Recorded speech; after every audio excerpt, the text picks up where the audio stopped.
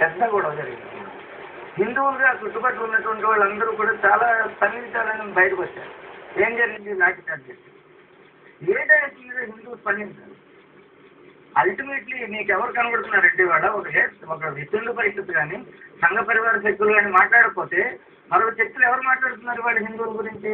పరిపూర్ణానంద స్వామి గారి పీఠాధిపతి మాట్లాడితే మీరు లోపలేస్తారు, మరొక స్వామీజీ మాట్లాడితే లోపలేస్తారు, చాప్లన్ మాట్లాడితే తప్పు, ఎందుకంటే చాప్లనైజేషన్ అంటారు. ఇండియా షుడ్ బి చాప్లనైజ్, జెండాలో ఉంది India should be Chaplinise, all tricolour should be occupied by Chaplin. ఈ దేశంలో ఇతర మతాలకి అప్పుడే ఎక్కువ సెక్యూరిటీ ఉంటుంది. ఇంతకంటే ఆనందంగా వాళ్ళు మాతో కలిపి బ్రతకగలరు. ఇవాళ మీరు మెజారిటీ పీపుల్ని హింసిస్తూ వాళ్ళని నిరంతరం అవమానపరుస్తూ ఇవాళ భారతదేశంలో హిందువులు సెకండ్ గ్రేడ్ పీపుల్గా పనిచేస్తున్నారు. ఇవాళ పాఠశాల స్థాయిలో విద్యార్థులు చేసే తప్పులు ఏమిటి అని ఒక లిస్ట్ అవుట్ చేసింది ఈ మధ్య సంస్థ. అందులో గోరింటాకు పెట్టుకుని రావడం కూడా ఒక నేరంగా వాళ్ళు లిస్ట్ అవుట్ చేశారు. అంటే మీరు దేని మీద దాడి చేస్తున్నారండి? ఒక అమ్మాయి ఒక మైనారిటీ స్కూల్లో చదువుతున్న అమ్మాయి బొట్టు పెట్టుకు వెళ్ళకూడదు. దాన్ని ఆ పేరెంట్స్ ఏ డయాస్ మీద క్వశ్చన్ చేయాలి? ఒక క్రైస్తవ పాఠశాలలో పనిచేసేటువంటి హిందూ టీచర్ల యొక్క పరిస్థితి ఏంటి? వాడు ఏ డయాస్ మీద పని చేయాలి?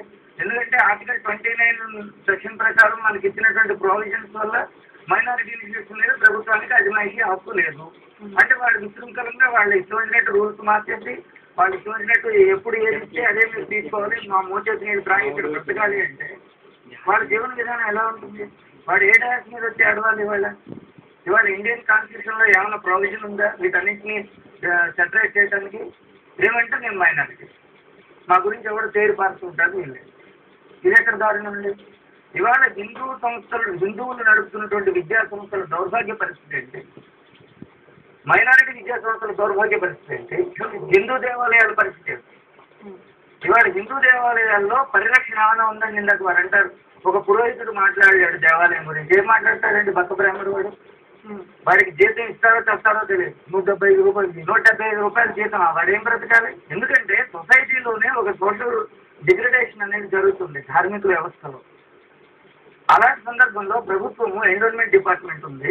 మీరు ధార్మిక సంస్థల మీద అజమాయిషీ ఉండేటప్పుడు ఆ సంస్థని గ్లోరిఫై చేయాలి.